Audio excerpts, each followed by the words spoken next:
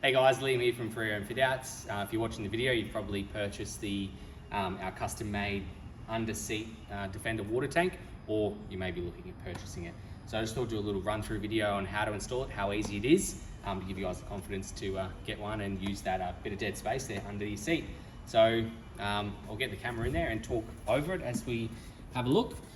So as you can see there, the seats are folded up and the tank is in place with the filler points and the water in, water out, and the breather. So I've just got the water in coming out here with the non-return. So you swivel that around, plug the hose on, fill your tank up. I've got the breather just running out through the water well with a little valve here. So leave it open when I'm filling it up, close it off if I'm driving away or going forward driving so I don't lose any water. When you get set up to camp, open it up again so you can run that through.